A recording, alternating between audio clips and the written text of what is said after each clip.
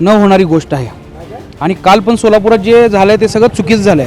हम तुम्हारे साथ हैं, धनंजय मुंडे तुम संघर्ष करो, हम तुम्हारे साथ हैं। किंवा म्हणलं सुपारी दिली 2.5 कोटी रुपये दिले मार म्हणले, हे माणसं पहिला कुणाचे ते बघायला पाहिजे। धनंजय मुंडे साहेबांचा, जय असो, धनंजय मुंडे साहेबांचा।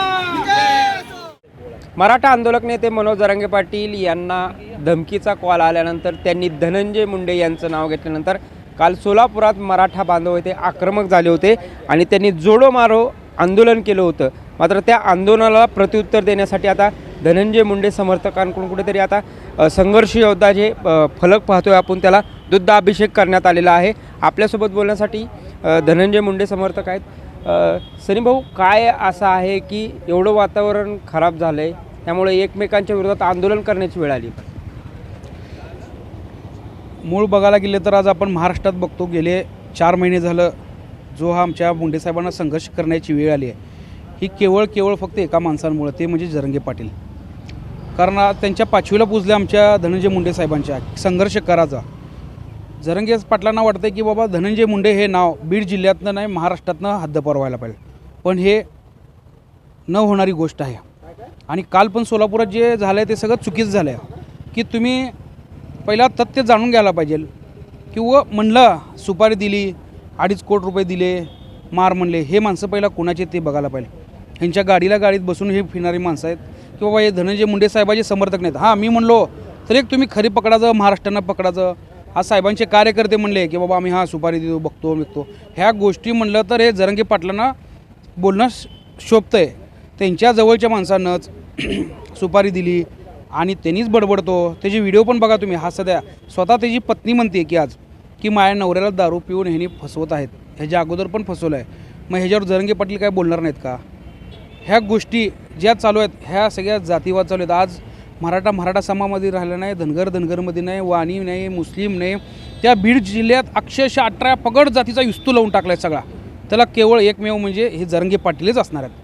आणि क्रीडा क्षेत्रात राहू दे, सामाजिक क्षेत्रात राहू दे, परत विषय झाला तर आपला डिपार्टमेंट खातं राहू दे, कुठल्याही खात्यात जावा जातीभेद, तू कुठल्या माझी हात जोडून विनंती आहे जरांगे साहेबांना, तुम्ही संघर्ष करतात ना, तुम्ही कुठल्यासाठी कराल संघर्ष की मराठा समाजाला एक आरक्षण मिळलं पाहिजे, ह्या गोष्टीसाठी तुम्ही संघर्ष करालेत।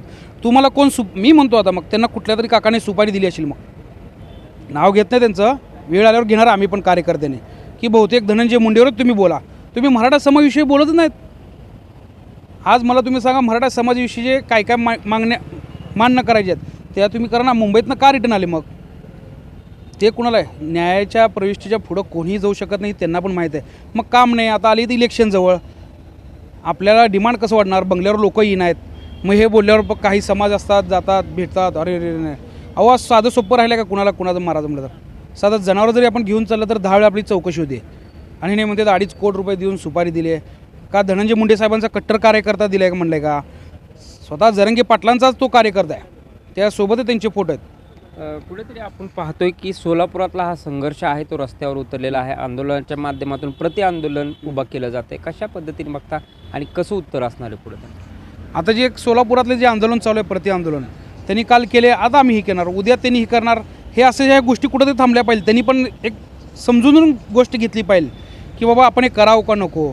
मला सांगा काल पण त्यांनी किती 5-6 जण होते, मान्य आहेत, त्यांना पण त्यांच्या नेत्याविषयी प्रेम आहे, मला पण माझ्या नेत्याविषयी प्रेम आहे, पण थोडीच नाही ना असं आंदोलन करणं भाग पडण्यासारखं।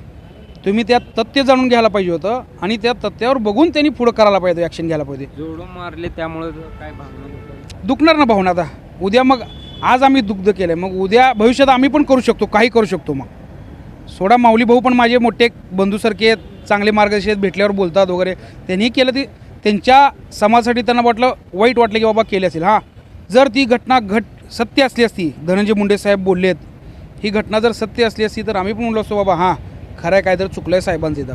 अहो माणूस आज 2002पासून राजकारण करतो, मराठा समाजाच्या प्रत्येक आंदोलनात साहेब का आमचा फक्त शूटसाठी येत नाही, त्यांच्याजवळ पण मराठा समाजांचे कार्यकर्ते आहेत, मराठा समाजांचे नेते आहेत, मराठा समाजाचे त्यांच्याकडे सरपंच आहेत, नगराध्यक्ष आहेत, परत झेडपीचे सदस्य आहेत, ह्या सगळ्या आमच्या धनंजय मुंडे साहेबांजवळ आहेत कार्यकर्ते का? त्यांनी का फक्त एकटंच वंजारी समाजात त्यांनी फक्त नेतृत्व घेतलं नाही आहे, ह्या तुम्ही बघा ह्या वर्षात फक्त धनंजय मुंडे साहेबांना टार्गेट केलं किंवा मराठा समाजाचा एक शत्रू असल्यासारखं असं टार्गेट केलं, हे चुकीचं आहे. मला सांगा, शिवाजी महाराजांच्या काळात असं होत होतं का? कुठल्याही इलेक्शन राहिलं बाजूला, ह्याच्यात धनंजय मुंडेंचा ह्याच्यात अमुकतम. आता जरांगे पाटलांचा स्वतः मेहुणा किती अट्टल चोर आहे तो मोठा, अक्षरशः त्याचे हायवा वगैरे त्यांनी वाळूधंदा करतो, तो चालतो का? अशा पद्धतीने पाहतोय की आपण रस्त्यावरची लढाई आहे ते आता पूर्णपणे विरोधात होताना आपल्याला पाहायला मिळत आहे. त्यामुळे आता धनंजय मुंडे आणि जरांगे पाटला यांचा संघर्ष आहे तो रस्त्यावरपर्यंत पोहोचल्याचं चित्र आपल्याला पाहायला मिळतं आहे. प्रीतम पंडित, न्यूज 18 लोकमत, सोलापूर.